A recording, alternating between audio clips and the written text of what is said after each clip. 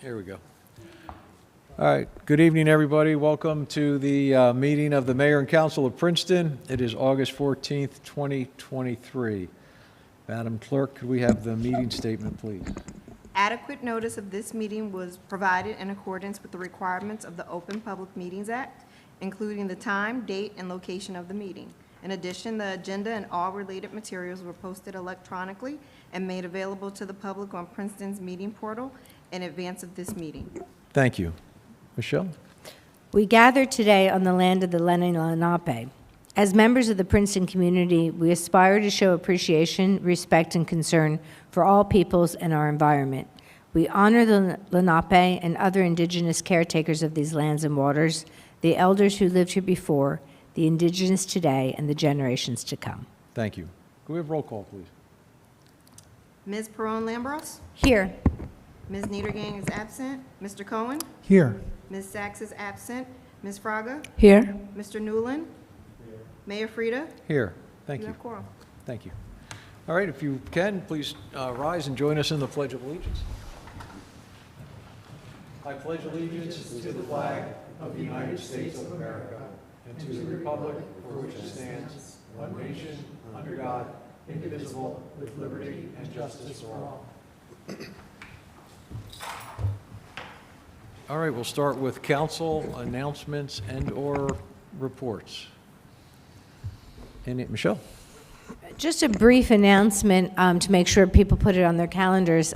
We are going to be having a commemoration of our 10th anniversary of consolidation. It'll be right here at 400 Witherspoon Street on September 28th from 4:30 to 6:30.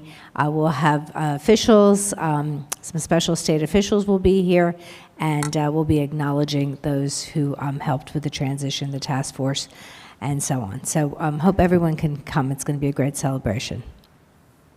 Thank you. Other council announcements or reports? All right. Any staff announcements or reports? I have nothing. Okay. Public comments for items not on the agenda. Anybody in the room or on Zoom that wants to speak about something not on the agenda? All right, I don't see any hands raised or anyone here. Okay, so we'll close that part. And next up is a work session, Public Art Master Plan. Are you going to lead us off, Michelle? Great. So I just want to say this is a culmination of work of several years, conversations and meetings, and a lot of research that's been done by our very distinguished team. James Stewart from the director of the Art Museum of the University and the executive director of the Arts Council, Adam Welch. We are so fortunate to have their dedication, their commitment to the community to put this together. I know how many countless hours you both put into this, and we all are very grateful. So without further ado, I'll turn it over to both of you. Thank you. Great, thank you. It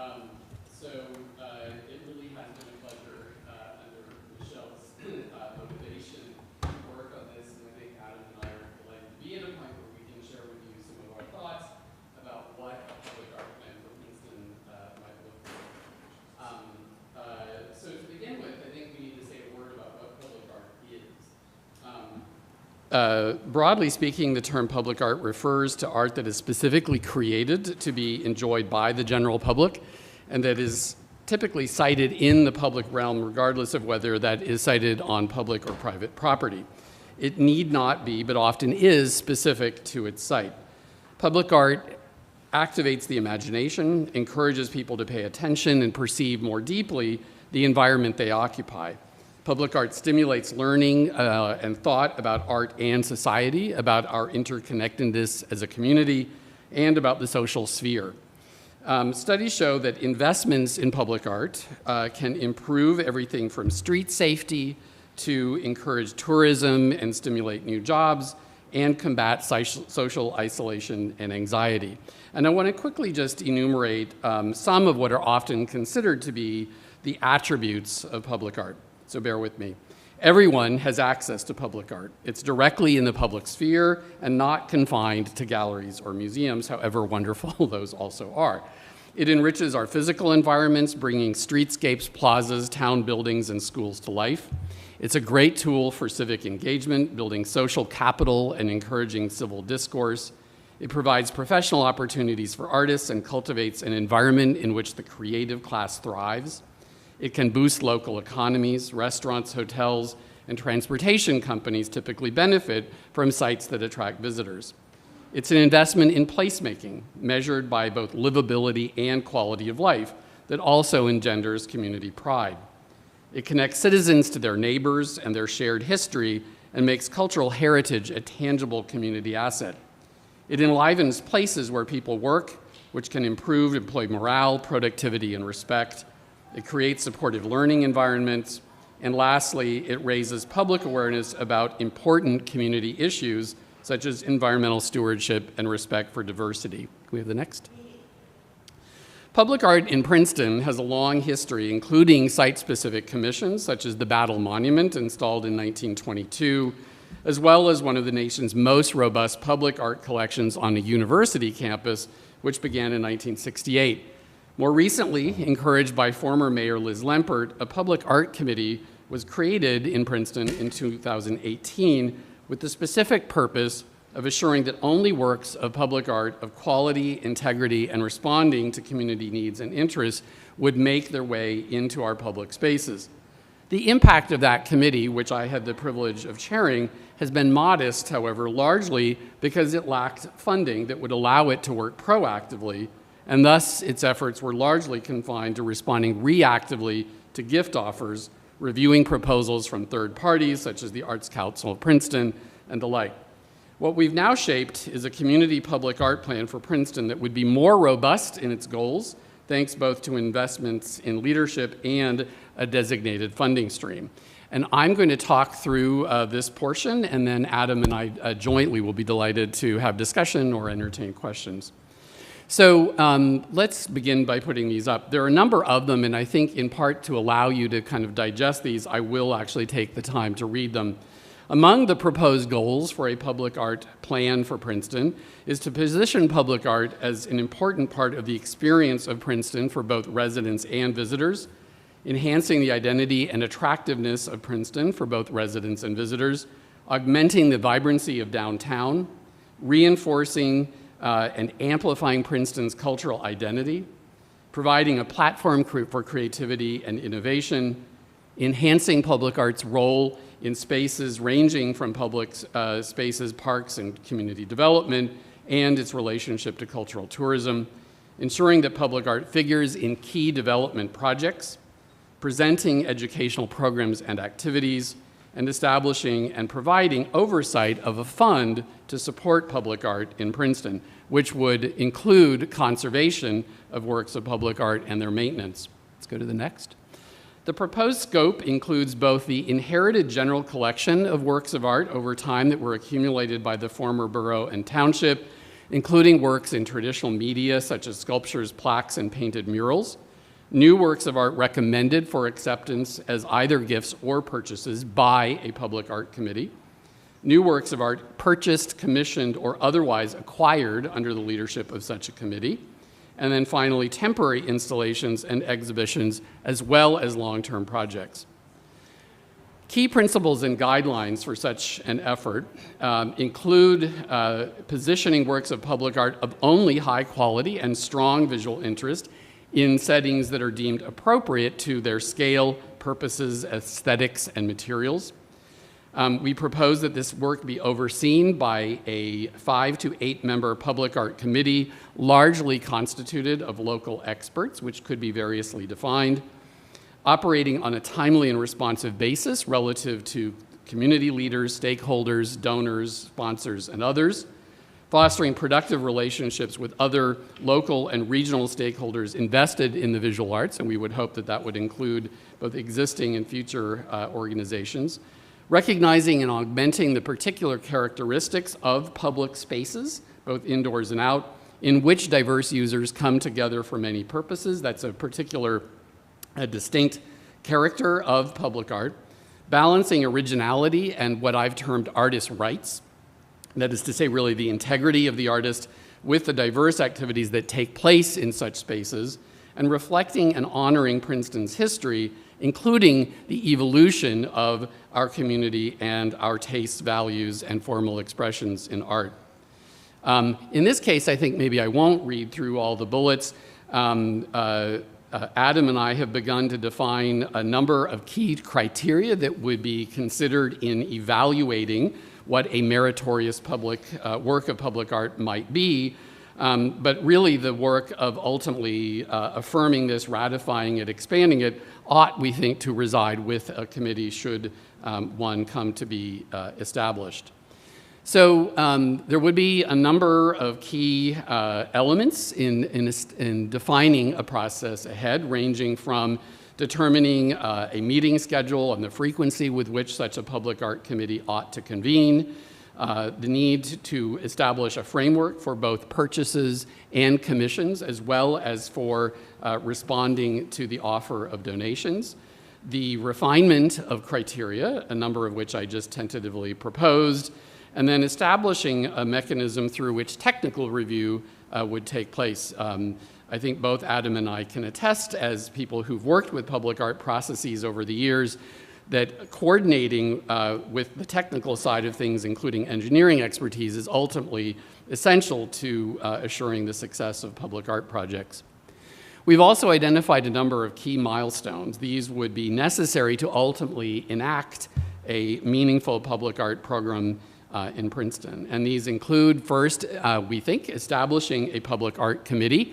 My understanding is that the committee that I have chaired is technically defunct and would need to be reconstituted, and appoint a chair to such a committee, which I think can be done by resolution. Designating a municipal staff member to support the work of the committee, establishing a mechanism through which funds could be held and dispersed, and then, among others, establishing a funding stream which would seem to require an ordinance. So the next step is that we have gone so far in order to suggest that a public art program ought to be robust and therefore needs a funding stream, to propose a recommended funding model for such an effort.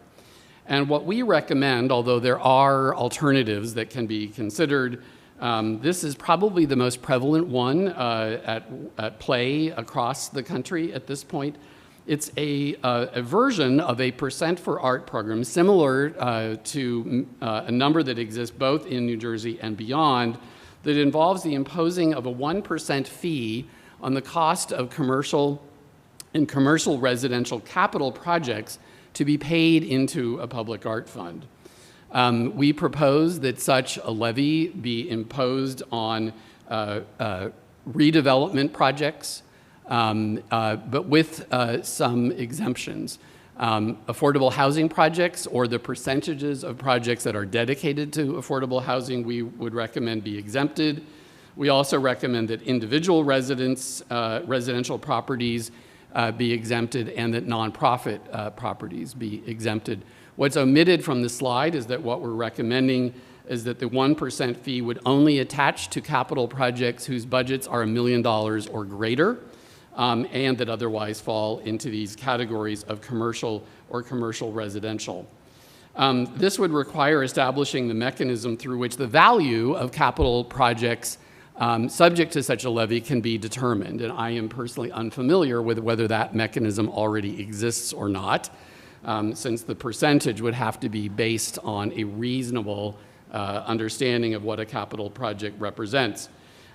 We also recommend, in the experience of other communities, that it might be valuable to set a cap on the amount of funds that could be generated through such a levy, so that ultimately it doesn't accumulate excessive funds.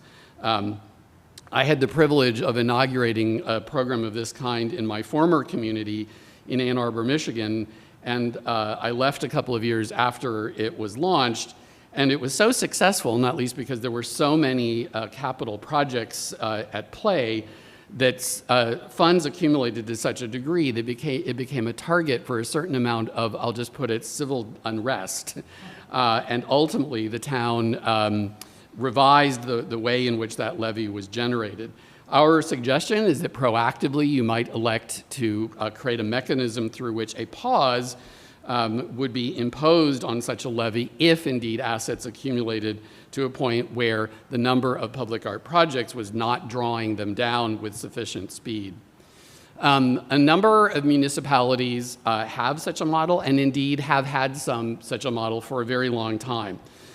Philadelphia, to my research, seems to have been the earliest, which passed a model of this kind all the way back in 1959. New York City followed suit in 1982, originally attaching only to public capital projects. Private developers were added later, which generated some excited debate, but ultimately has been deemed successful. Private developers are subject to this levy in New York City. Scottsdale, Arizona, Ann Arbor, Michigan, which I've already represented. I've included a couple of other examples here, both because they're in our state or perhaps because they represent municipalities a little bit closer to us in scale. Municipalities and 27 states, including the district, or as well as the District of Columbia, all now have public art plans that are funded on the kind of model that we are recommending. And I felt it important to note here, inevitably I think this would need to be reviewed by the municipality's attorneys, but elsewhere it has been determined by both federal courts and the Supreme Court that programs of this kind are compatible both with free speech and with the so-called takings clause of the Fifth Amendment. So I think those are important clarifications to make. Thank you. So that's the end of our prepared remarks. This is a kind of a summary of a written document of about 20 pages that goes into all of this in more detail. And as I've noted, Adam and I would be delighted to field any questions or discussion. Thank you. Thanks, James. If I could say a few words, just before we ask questions and open it up, I just want to talk a minute about, why now and why bring this forward. Obviously, everyone knows there's a lot of construction projects happening, whether it's new construction or rehabilitation, adaptive reuse. Before we start expending our staff and legal resources, we wanted to see what the appetite for council and the community was to pursue this, because it seems like a golden moment where we have the resources that are there, that are hopefully that we can leverage at this moment. And then there's the resources of James and Adam and others in the community. As I mentioned before, very distinguished, and really we're just so really fortunate to have that kind of input. And we have this incredible heritage, history, and culture in our town. So bringing all this together and being able to create placemaking and public art at this moment seems to be a natural. And then, of course, we have the things that we're doing in the economic development realm, which also tie in. So I just wanted to say that what we want to gain tonight, I think, is really ask the questions. We don't have to figure it all out right now, but before we expend further resources, I just wanted to make sure everyone wanted to move forward on this project. May I add one more word about timing, and that is, I think everyone would say, I'll say a nice word about Adam. I personally think the Arts Council is undergoing one of the most robust periods in its history. I think that's something to capitalize on. And more self-servingly, I will note that with the advent of a new art museum opening in 2025, I think we can very much expect that the nation's eyes will be on the visual arts energy of this community. And it's another reason, I think, to build on strength. Okay. Council, other council comments or questions? David? Yeah, thank you so much for the presentation. It seems like a great concept. I wonder if you could reflect a little bit about the difference between public art and sort of museum art in terms of accessibility. You know, I was looking pretty carefully at the bullet points that you didn't go through point by point about what the criteria would be for choosing works of public art. And as an architect, I'm pretty focused on this question of, you know, architecture is art that everybody has to see. You know, it's not like a painting where you can avoid going to the museum and looking at it. And I think that to some extent, you know, modern artists, modern architects have lost sight of the idea of accessibility and, you know, have gone in a direction of sort of making art intentionally difficult to understand and somewhat off-putting. And so, but on the other side, you know, doing something that's just popular leaves out a lot of richness. So if you can talk a little bit about that. Maybe we should both kind of grapple with that a little bit. So, you know, several of my bullets tried to speak to the idea that I think art in public spaces, by definition, operates differently, right? It's inescapable. You know, you can decide not to go to an art museum if you want to, although that would be foolish, of course. But you can't necessarily decide not to walk down the street and have an experience of public art. I think there are really robust traditions of artists who elect to work in public spaces specifically because they're drawn to that publicness, to that accessibility, as you note. I think many artists are very keen to assure that there are audiences for their work and dialogues, and that it's not a form that is available only to an educated subset of a community. One of the things I really embrace about public art is its sheer publicness, and that hopefully it engenders discussion, including around its qualities. I think one of the real challenges of public art is that this can lead to very, if you'll forgive me putting it this way, very banal outcomes. The world is riddled with bad public art, and I think this is why this community would ultimately need an informed committee leading the charge to both help assure that such a committee understands the desires of the community, but also that committee was aiming to achieve a standard of excellence that was really a reflection of what I think Princeton as a community stands for. What I'm suggesting in part is I think public art can become very least common denominator rather quickly because of the concern to omit no one, include everyone, and probably challenge no one. I'm a believer that good public art can be rewarding, challenging, engaging, beautiful, many different things, but it requires, among other things, real thought and the selection of just the right makers. And I believe the committee itself, having between 5 and 8 members that are both experts and people that are within the community, will help evaluate that work that's selected or previously before selection. And I think that, you know, ultimately that will be, you know, a large part of the guide to determine, you know, what is of sort of public quality, public acceptance. And, you know, I think that there can be a great range of work between, as was mentioned on one slide, temporary to permanent temporary, which I think could allow to a little bit more experimentation for work that is a little bit more, you know, in the realm of the architect that you were talking about earlier. And then, you know, I think the Arts Council has an example of, you know, temporary murals that are, you know, very accessible to the public, and, you know, like certainly on that line of aesthetic and, you know, commentary. And, you know, some of the most recent acquisitions that the museum has made, the couch, for instance, you know, does push the boundaries, but still very accessible to, you know, a wide audience. I actually have on the screen right now a slide that contains 4 aesthetically remarkably diverse works of public art, partly to suggest, you know, that public art isn't cut from the same cloth.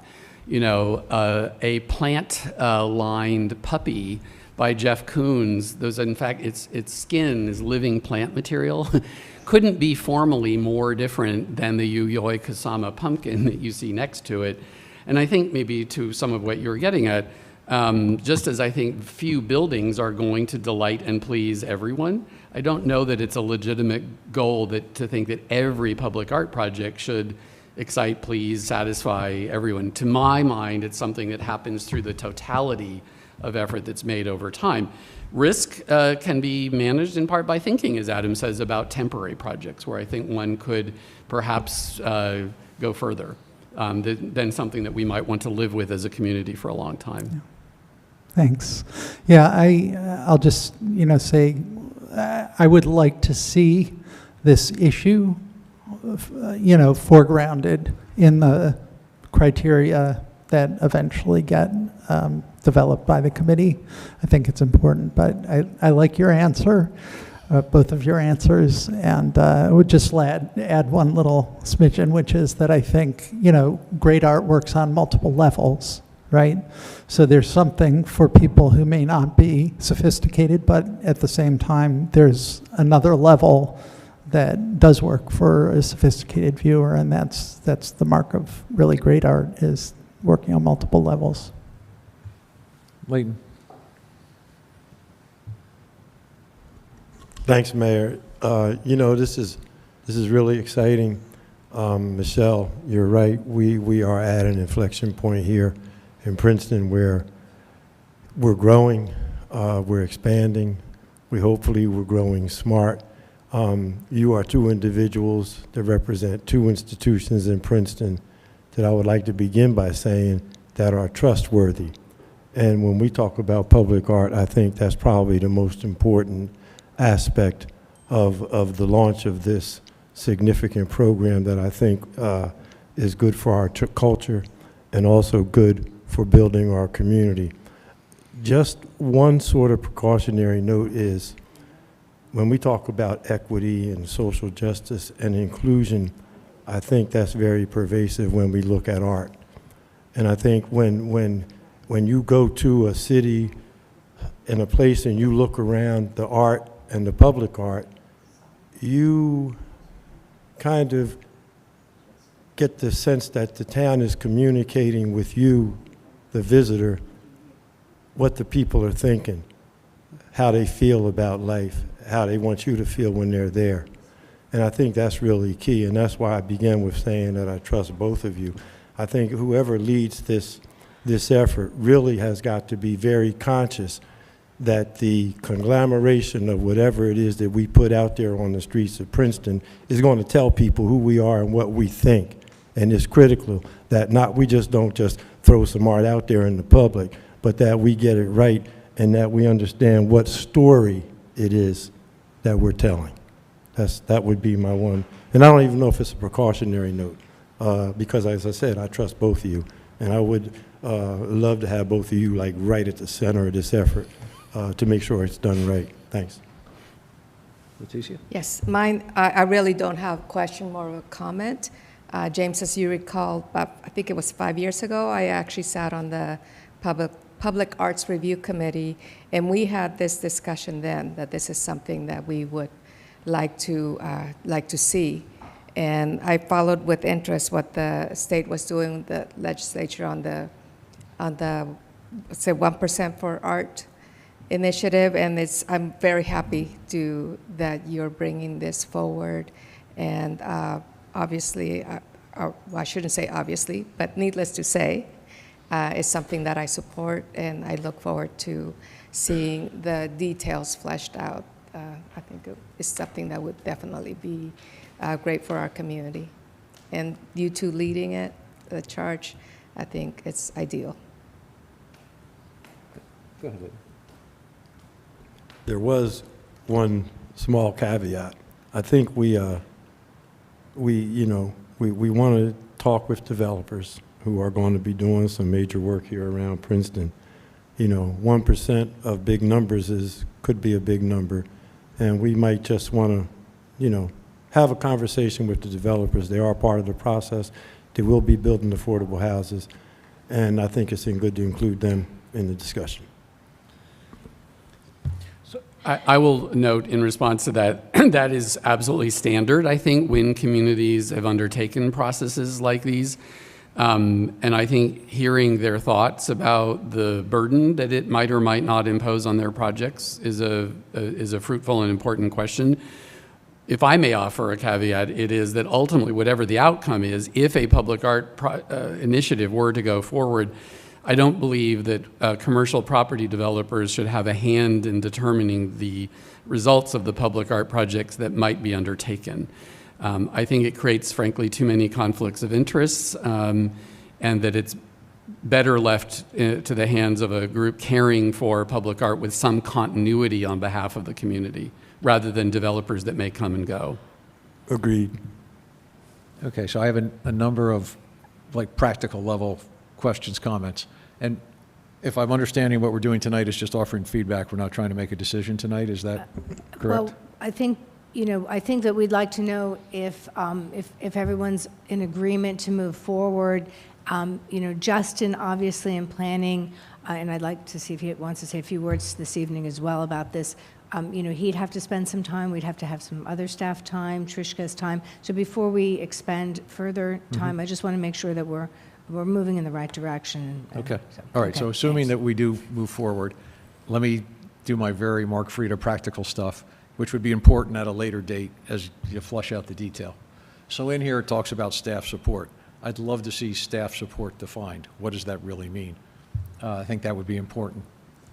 I'd be a little concerned if the committee is made up only of local experts and not a couple of us common folk and I understand there's a balance there because you just don't want people saying, let's put a painting of a giant peanut butter and jelly sandwich on Nassau Street.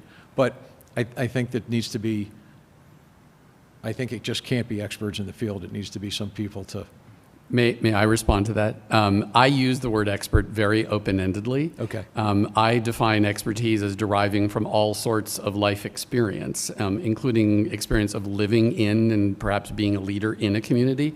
I don't mean to say, PhD'd experts on sculpture. Thank you. No, that's good. That's good. Yeah, and I'm not trying to resolve all this tonight, but it sounds like you already have it thought out.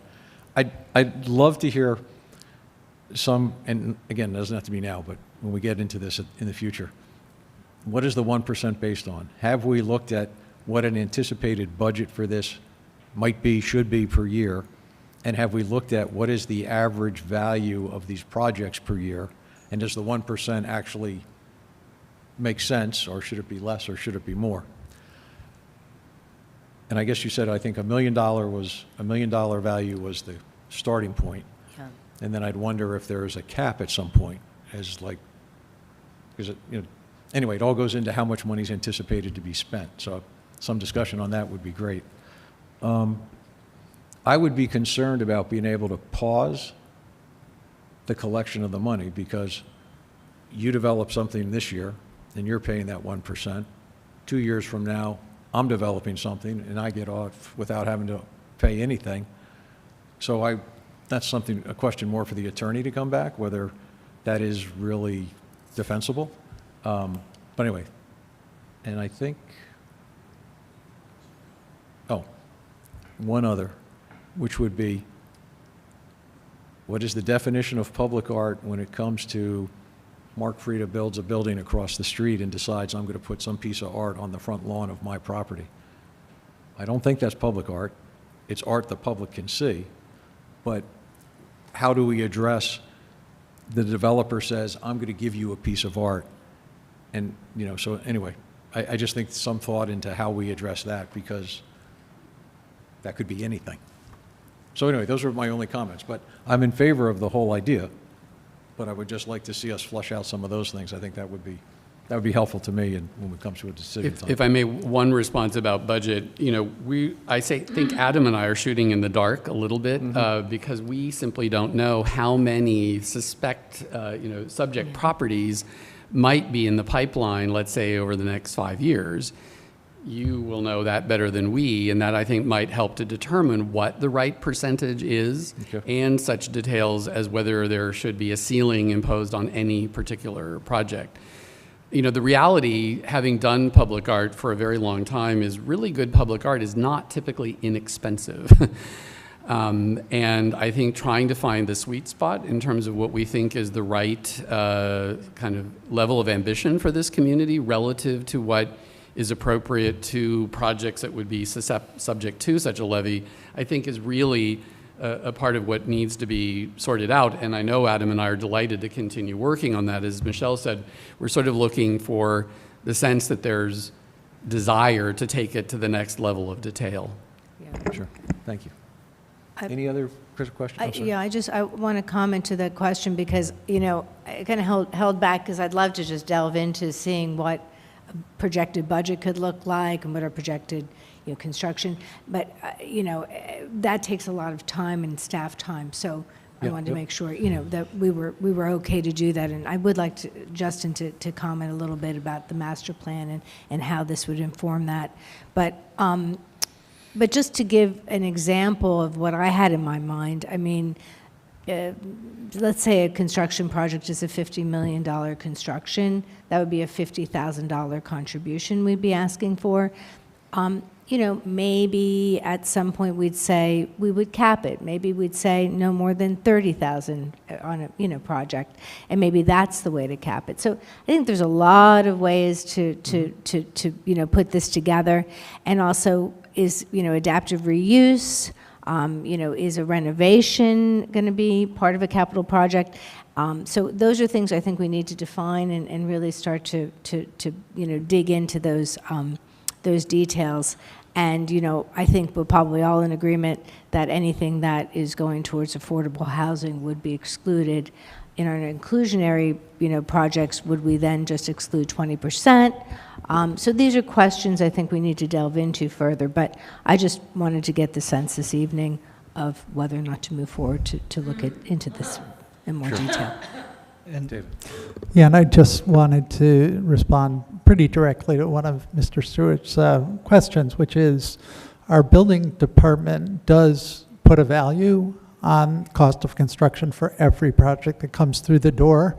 They don't tend to be super accurate, I think, but it's how they determine how much the building permit should cost. And I think they tend to be a little bit lowballed, but that would be at least a starting place for deciding how much to charge individual developers.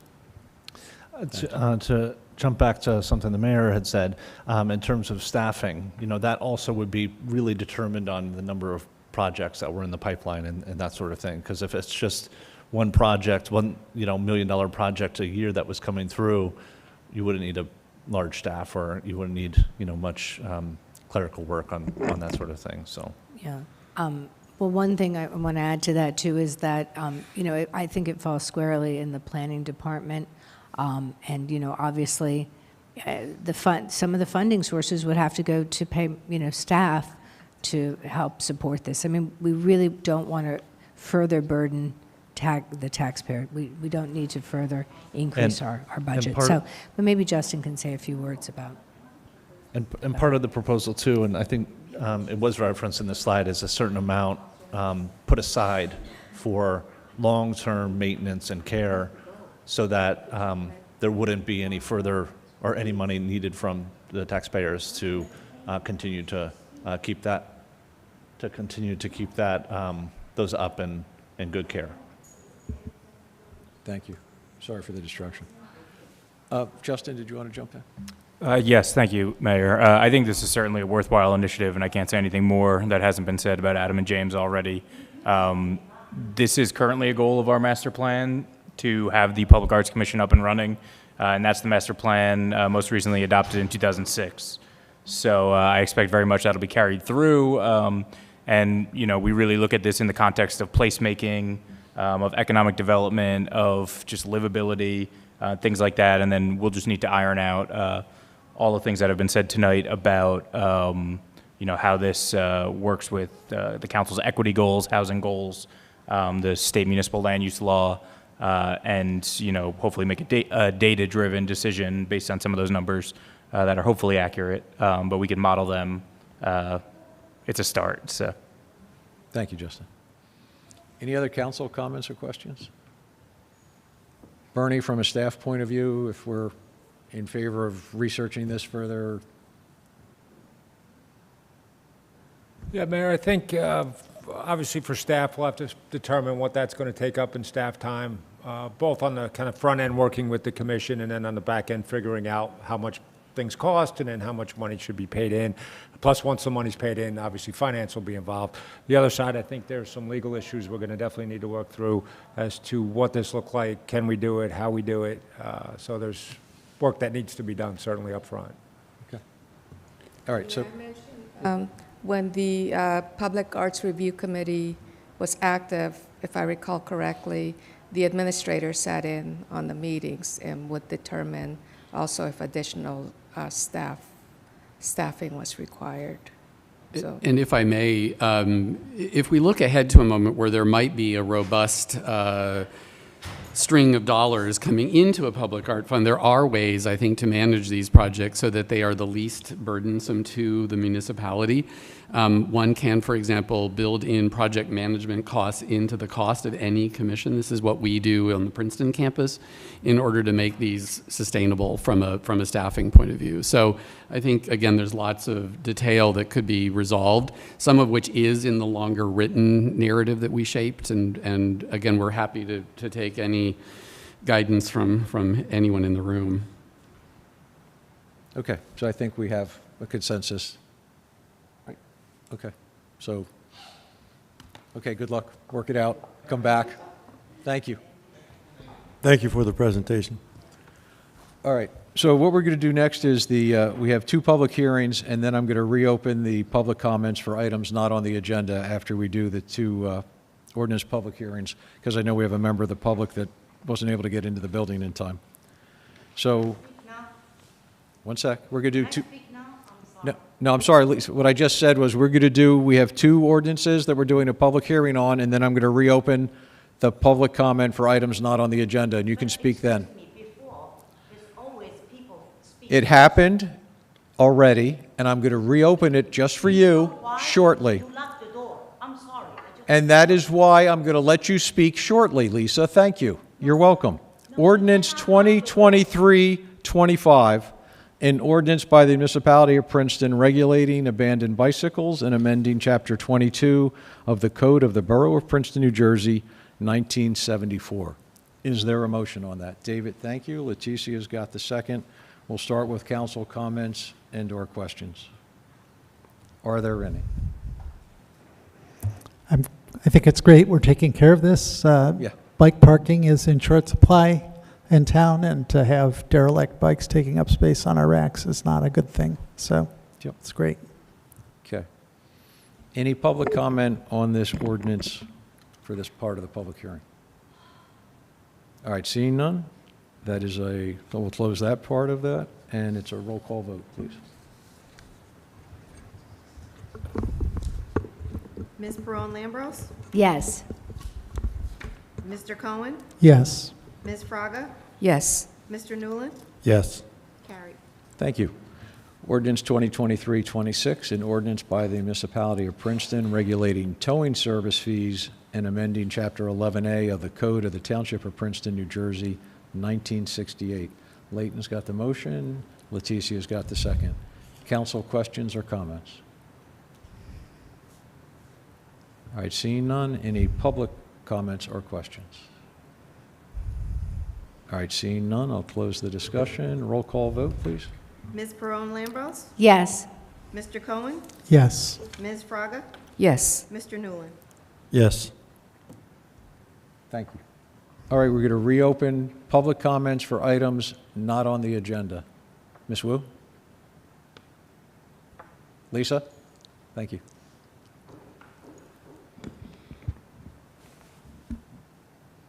First of all, who locked the front door and then the side door? I do not, Are you prevent us, residents, God. to speak? That's why you. Lisa, as soon as we saw you at the door, a member of the staff got up and went right there to open the door. Yes, he did. Yes, he did. And And, I asked him to check the other side. okay, Oh, Lisa, no, mistakes will happen. The- doesn't come in mistake. I want Okay, to file Lisa, a complaint. No, you have 3 minutes, you're using it up. No, I don't care. Yeah, Then I noticed. secondly, 2 months ago, I speak on behalf of Nutrition Lunch. I have not heard from you. You told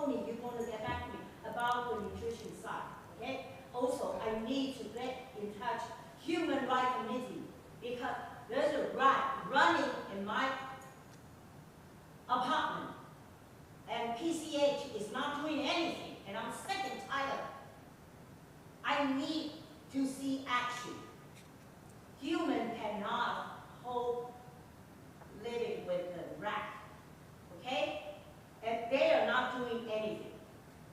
And then the mistake did made, and I want to file for formal complaint. You locked both doors. We cannot come in, okay? I probably have to go through the police department, which is, it takes more time. That's why I was late. So do not accuse me being late. It's only 1 minute and 30 Lisa, 30 seconds. Le- Why are you locking the door? Lisa, will you let me answer you? Thank you. No, you are using my time. And also, how come you are not respond the nutrition side?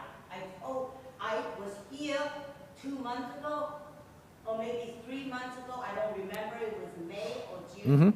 Okay? You remember I talked to you. And Yes, I do. also talked to Mr. Grosser. Yes, correct. And I still not heard from neither of you. So- I don't understand. Okay. Why is this delayed? Can we answer you now? Yeah. Thank you. On the doors locked. That is an oversight, and sometimes the system that operates the doors malfunctions, and we correct it. Other people were able to get in, so we're clearly not trying to keep the public out of our meetings. That's that. On the nutrition, So I'm telling you because only me alone, I cannot get in. It's okay, not Lisa, everybody. Lisa, please. Every now and then things happen, mistakes happen. You're here, How about nutrition? No, forget about that. No, I'm not going to forget about it. I will finish what I'm saying, just like I let you finish what you were saying. No, but you are using my time. Do you Ms. want to Wu- listen or not, Lisa? Okay, this is a conversation now. Thank you. The nutrition site, we just got an email from the county late last week that they are talking to the Senior Resource Center about moving it to the Suzanne Patterson Center. So we were unable to talk to you until we heard from the county as to what their plan was. So I am sorry that we did not immediately contact you when we got that email, but since we just got that email probably in the last 2 or 3 work days, I think it is still timely if we get back to you this week. Susan Patterson is never a choice because they reject that 4 Okay. years ago. Believe Okay. me. Lisa, Yes. Lisa, maybe that was true in the past, Okay. but the Suzanne Patterson Center, which is part of the Senior Resource Center, and the county are discussing moving their nutrition center there. So that is the discussion they're having, and I think they want to do that. Okay. They will complain they don't have proper kitchen. I know, right, and Lisa, part of the discussion they're having is how to renovate the kitchen, so it will be proper. And thank you. That was very good news. Okay. And I'm genuinely grateful for your effort. No? Because that is perfect sign Okay, for nutrition because of the bus. yep, all right. Thank you very much. And about the Human Rights Committee, when can I speak? Because this rat problem, we cannot solve. And then managing the blame on the resident, they Okay. don't take action. You can, I mean, Because PCH. you can call our Human Services Director anytime during the day, pretty much. Number I can call. I don't have the number with me at the moment. Why don't you, can one of us look up the number and give it to Lisa before she leaves? Thank you very much. God bless. You'll have a nice evening. And you too, Lisa, thank you. Appreciate it. Okay, thanks. Okay, so somebody will look up the number. Thank you very much, sorry about that. Okay, we're moving on to resolutions. 23-248, resolution of the Mayor and Council of Princeton adopting New Jersey State Police towing and storage fee schedules for private passenger vehicles. This was carried from the July 24th, 2023 council meeting. Is there, Leticia's got the motion, David's got the second. Any questions or comments on that? All right, seeing none, all in favor, please say aye. Aye. Aye. Okay. 23-249, resolution of the Mayor and Council of Princeton authorizing the award of a contract with Cherry Valley Tractor Sales as the dealer for Alamo Group Texas LLC, doing business as Terrain King, using Sourcewell National Cooperative Purchasing Contract Number 070821-AGI for a Kubota roadside mower for $186,983.90. Leighton has the motion. Is there a second? Michelle has the second. Questions or comments? This is the mower that has the attachment so they can do the mowing, Roadside. the roadside, the stuff that extends 20, 30 feet off the road. That's why it's a little bit pricey. All right, no questions or comments? All in favor, please say aye. Aye. 23-250, resolution authorizing the award of a contract to GT Mid-Atlantic using the Educational Services Commission of New Jersey number 65 MCES CCPS Co-op contract number 22/23-12 for grounds equipment for a Case 590 SN loader backhoe for $173,773. Is there a motion on that? Thank you, Leighton. David's got the second. Questions or comments on the resolution? All right, seeing none, all in favor, please say aye. Aye. 23-251, authorizing the execution of checks. David's got the motion. Leticia's got the second. Questions or comments? This is simply for the people that can sign, have signature authority. And we I had think it's changed- mostly with Raina coming on with Raina, instead we of had to- Dolores, yeah. Yeah, we had to change it. And you can't change just one name. You have to do all four names again. So anyway, thank you. Okay, any questions or comments? All in favor, please say aye. Aye. 23-252, change in custodian of petty cash funds. Michelle's got the motion, David's got the second. Any questions or comments? Seeing none, all in favor, please say aye. Aye. Thank you. 23-253, resolution of the Mayor and Council of Princeton accepting Mercer County Community Investment Initiative funds and authorizing the execution of a sub-recipient agreement, period September 1, 2023 to December 31st, 2026. The amount is $151,000 of ARPA funds funneled through the county. David's got the motion, Michelle's got the second. Questions or comments? No, I'd like to comment, because I asked Jeff about this. So my understanding, and Jeff, correct me if I'm wrong, was that it's going to be split 50-50, half to We Drive You, and then half to the Senior Resource Center for senior transportation? No, for no, a that was senior for case caseworker. worker for mental health support. Okay, thank you. Thanks. Okay, any other questions or comments? All in favor, please say aye. Aye. Wait, there's a And thank you, question. Jeff. Yes, sir. We're about to do number 7. No problem. I figured that was, you got it. 23-254, resolution of the Mayor and Council of Princeton awarding a bid to Fireline Equipment LLC for the purchase of one high-water rescue truck for $321,697 and rejecting a bid submitted by Eastern Surplus and Equipment Company. Is there a motion? Michelle's got the motion, Leticia's got the second. Let me just get council comments, and then I know you want to speak to this. Any council questions or comments? Well, no, I mean, this is one of those things that you want to never have to use, but this is climate change and the reality of what we live in now. So it was very impressive to see what this vehicle can do. So Yeah. Thank you, and thanks to Michael for bringing it forward. Yep. Sure. David? Yeah, and maybe Trishka can speak to this, but I don't feel like we usually reject a bid as well as awarding to the successful bidder. Can you tell me why we're voting on rejecting a bid? It's a low bid. Well, normally you would just award, but often it's the low bidder. In this case, the low bid is being rejected and you're awarding to the next highest bidder. That's why the resolution has to specify both. Okay, thanks. Okay, so, sir, why don't you just come up and introduce yourself? My name is David Newman from Eastern Surplus Equipment Company. We're located in David, can you just adjust that mic, just so these people online can't hear you? Thank you. we're located in Peacerville, Bucks County, and been working with Princeton Emergency Services in an effort to design and create a high water rescue truck since September of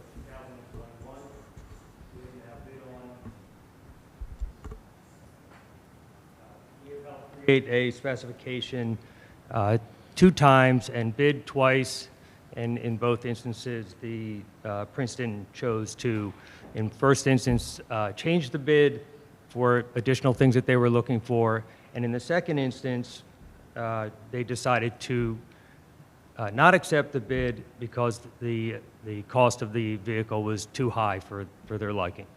So this new bid was put out, and we're disappointed to hear that our bid is being rejected due to what appears to be a technicality. And I just wanted to point out just some quick math for you to consider, because it's a tremendous amount of expense to accept the current bid that you're being asked to do so on this resolution versus putting out an opportunity to rebid. And I think that's where I am today. So in May of 2022, after again starting in 21, September of 21, we were given a bid, and we bid $79,000, and that was rewritten by the town because they wanted to add things onto the truck, other features. We worked with them. They visited our facility. They visited our facility twice. We've been in the military truck, high water truck, emergency services truck business for 23 years. We build high water rescue trucks all the time. I brought a list of references just to give you some comfort of about 50 names of municipalities in Pennsylvania, New Jersey largely, that we build these for.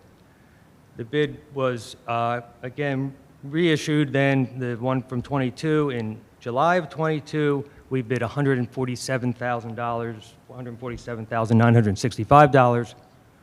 The town decided not to accept any bids at all.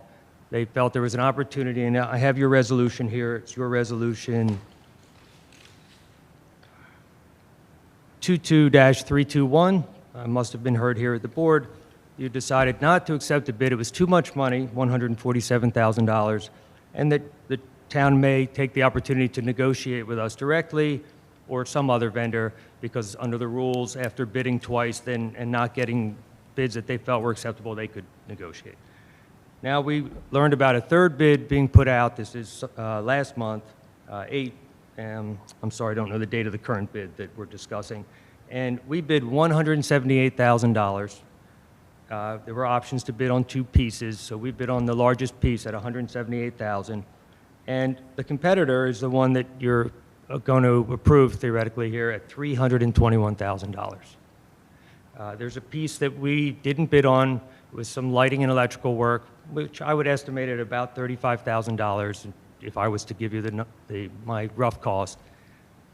Accepting this bid today, or approving this resolution, would cost Princeton approximately $108,000 additional dollars for something that is the same as we are offering. And I'm just standing here today to ask you to not approve this under your section, which is the same section you referred to in your resolution on the bid that you decided not to approve because it was too much money at $147,000, that you're now being asked to approve at $321,000. Section LPCL, in particular NJSA 40A:11-13.2, subsection A, allows you to, the governing body may reject bids for various reasons, including but not limited to when the cost exceeds estimates for the goods or services. So it's within your authority to simply ask this to be rebid. It's not a big deal for vendors like myself to revisit. The technicality on which my bid is, to your point, sir, being pointedly out loud screaming, let's reject their bid. There's no cost to Princeton to say, let's have another bid. And it's within your right to do so based on what you've already done in past precedents. So just a couple comments. Yes, sir.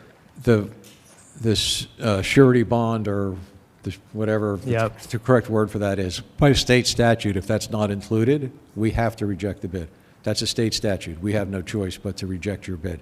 I hear what you're saying about maybe we could bid it again, but I would also say that there is a difference between the vehicles, and personally I'm comfortable with what I hope we're about to do tonight.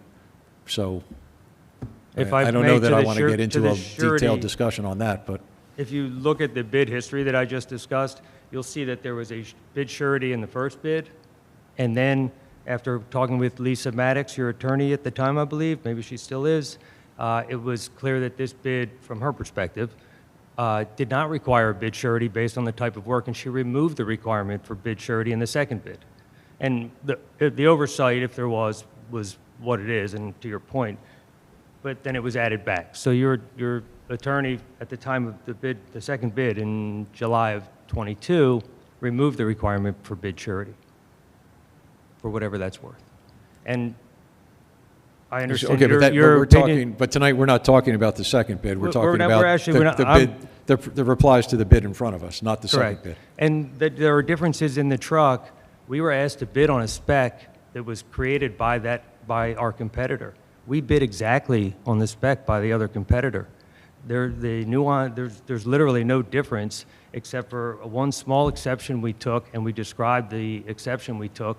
It's not a high cost factor. So in terms of opinion about their vehicle versus ours, I don't think plays into a side-by-side bid when asked to bid an exact specification that was put in front of us. We were going to build the truck that you asked us to build to the letter and to the detail that you asked. There's no other way to describe how we would perform other than doing exactly what you would ask us to do. And every township and municipality, police department, everyone has their own spec based on what they think they need and their terrain, their firemen and policemen and OEM divisions' needs, et cetera. Yeah. So again, I'm simply asking that you allow this to be rebid versus accepting it tonight. Give Princeton an opportunity to save over $100,000 on an equal product. Okay. Dave, thank you. Thank you. All right, so we have a motion. If people wish to vote no, that would maybe open the avenue to rebid, or we could vote yes and put the matter to rest. David? Yeah, I definitely feel uncomfortable voting yes with the cost being 50% higher without going into the details. You know, Mark, you said you didn't want to go into the details what the difference is between the vehicles, but if they really are $100,000 worth difference, you know, it shouldn't be that hard to explain to us why the one we're being asked to vote on is worth that much more. Sure. Okay. I too would have additional questions, so I'm not comfortable voting yes with some questions that are unanswered at this time. Okay. No, that's fine. So Mike Yeh, our Director of Emergency Management, is on Zoom. So Mike could be Adam in the back. You could bring Mike in. Thanks. And we can let Mike take the first shot at addressing this. All right, Bernie, is that? Yeah, well, we can just table it tonight. If there's ultimately, if there's more questions, we table vote tonight and come back. All right. All right. Well, let's give Mike a shot, see if he can resolve it enough for people to feel comfortable to vote, and if not, we can.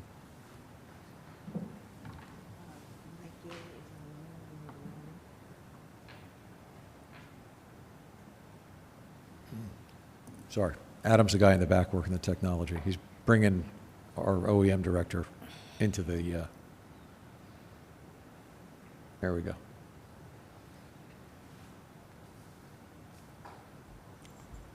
Mayor, am I able to ask just a general question? Mark? I'm sorry. Oh, Leighton, go ahead. I was looking at the screen. I didn't see you talking. I was wondering, where was that voice coming from? Yeah, I would like to know how, in the bidding process, if we are asking for specifications for a truck, how could two separate bidders bid on two different trucks? How does that work? Either you're right or you're wrong, right? What am I missing? How could? Why don't we let Mike try to address that? Okay. And then we can. All right, Mike, are you there?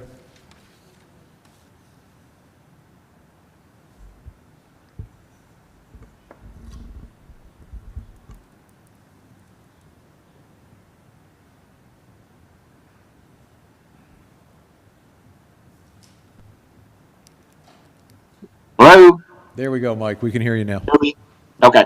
Can you hear me now? Yes, sir. Okay. So initially when we went through the initial processes, we were looking at a a much older type of military truck. That was the past bid. We had progressed to including a warranty, which at that point on that older truck doubled the price of the truck when the town asked for a warranty. Regarding the current bid, if Eastern's bid is in fact the same truck that Fireline has proposed, they should be the same type of newer generation, but still used military type of truck. The Fireline truck their production of the vehicle actually tears down the vehicle and rebuilds it. I'm not positive about Eastern's. I'm pretty sure that that's not the process, and maybe Dave can speak to that. But I think that's what the price difference is at this point, that the vehicle is torn down and rebuilt. But I'm pretty sure that that's not the process for Eastern. I'll let David answer that. Sure, Dave, go ahead.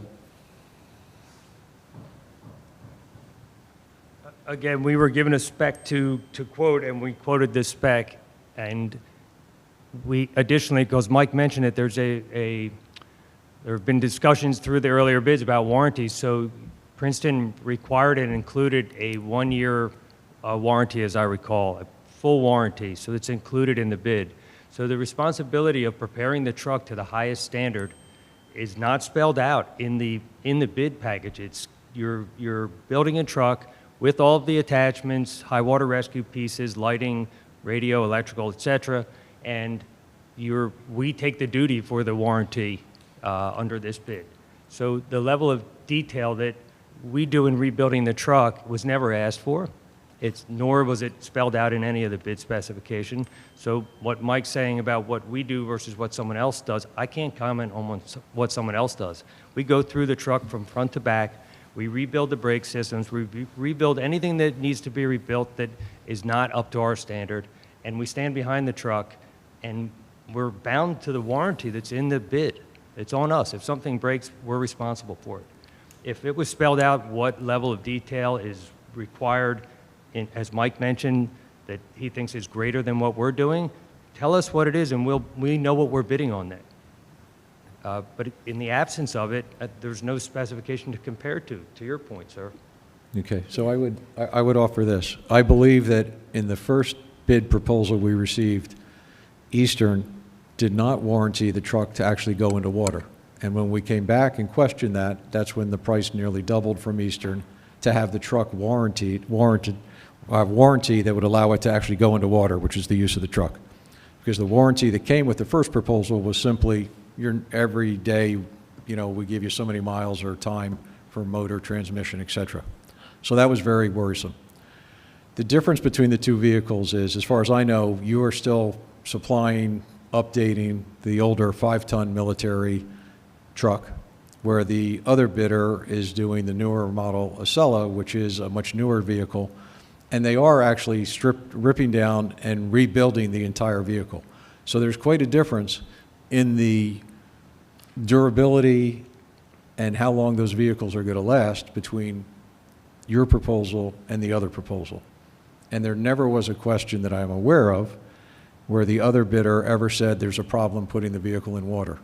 So I believe we're on really good ground without even talking about the surety bond or whatever it is that was missing that forces us to reject your bid. I think we're on really good grounds in approving this purchase and getting the vehicle that we need. But please, Due Dave, respect, jump in. sir, we are not bidding an older truck. The specification called for the most recent version of the 6x6 FMTV-based chassis, wheelbase called out for with exact engine. That is not accurate, what you said at all. We bid the exact same truck that Acela takes and puts their name on, and they call it Acela. It's a Stuart Stevenson FMTV M1083A1 with a Cat turbocharged diesel engine. We bid that exact truck, not an older 5-ton. Through the process and these other bids and all these discussions, we did talk about other vehicles, but we are now bidding exact match, exactly as you put in the spec, and we're matching it identically. And not that it matters, but to go back to this discussion about submerging in high water, in the second bid, I was asked to give a 2-year warranty without any limitation whatsoever, not knowing how Princeton was going to use the truck. And it said fully submerged. So envision driving a truck through water up to the windshield and saying, Mr. Newman, it's on you. Now, we swam it in the lake. Now you have to fix everything. And I explained to Mike and to Lisa Maddox, we will give you a warranty, but we don't know how you're using the truck. And so if you're asking for a warranty, there's more cost in that. We sell hundreds of military trucks and have been in the business for a long time and have sold over 2,000 Army trucks in that time. And they're very rugged trucks, and maintenance is important, and once it's in your care, custody, and control, we can't control it. So I feel like if the maintenance is decent and the use is reasonable, you don't really need to buy a warranty. But you asked for one in the current bid, and we included it, and we're still $100,000 less. We're a local company, we have great references, and I've just asked you to please put this out to rebid. It will give everyone an opportunity to clear up these issues. If they want to clarify any of these things about the work that is actually being done in more detail, I welcome it. We will dive in. Invite you to our facility. We're just down the road, 25, 30 Yep. minutes. Would love to have you by. Yep. Dave, thank you. Thank you. Okay, so from a legal point of view, Well, I just want to, there's been a lot of talk this evening about their, the vehicle that they're proposing, how it compares to the other vehicle. I just want to refocus the council. Eastern's bid has to be rejected because it was missing a mandatory item. So that's not the question as to who to award to. The question is either to reject all bids or to award to the second low bidder. That's the only thing that you're being asked to do in this resolution. In this case, the recommendation that has been made to you as a council is award to the second low bidder, don't reject all the bids and rebid. Now, you don't have, you've got Mike on Zoom, but you don't have your QPA, so either you're comfortable with the recommendation to go with the second low bidder and the vehicle that you'll be getting, or if you still have more questions and don't know whether to reject all the bids, then I would suggest tabling this resolution to the next meeting. But again, I just want to make sure that we're all very clear on what you're being asked to vote on, which is not one bid versus the other, just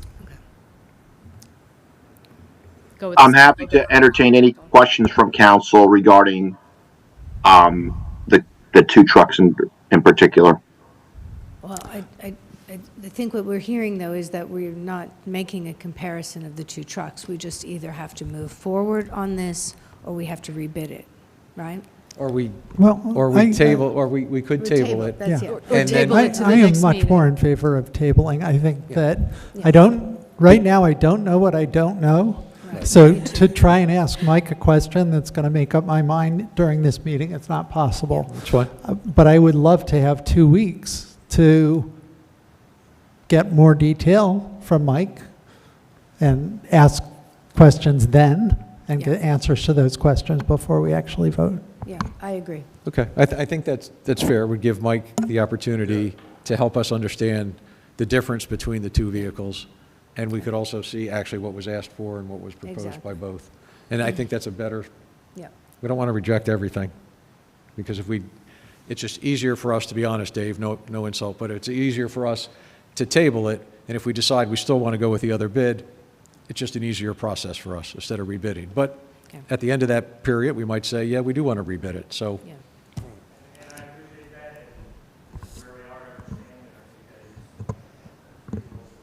Okay. Yeah. So why don't we, so who made the motion originally? Who I did. remembers? You did? I did. Okay, so you want to change your motion from, So I'm To- going to to amend tabling my it? motion to table this resolution and further, a different council meeting, another thank you. council meeting. And who was, you were the second? I think- second it. oh, Who was this? I second You it. did, and are you Yes. okay with changing the Yes. motion to table? Yes. Okay, so motion to table is on the floor. All in favor of that motion, say aye. Aye. Okay, that's everybody. Okay, so we'll table that. And I'd like to thank you for taking the time Yeah. to come and talk to us tonight.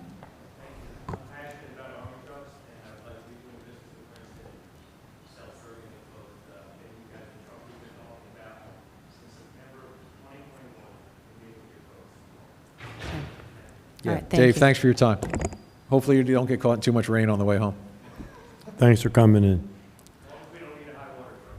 Yeah. Because we don't have one.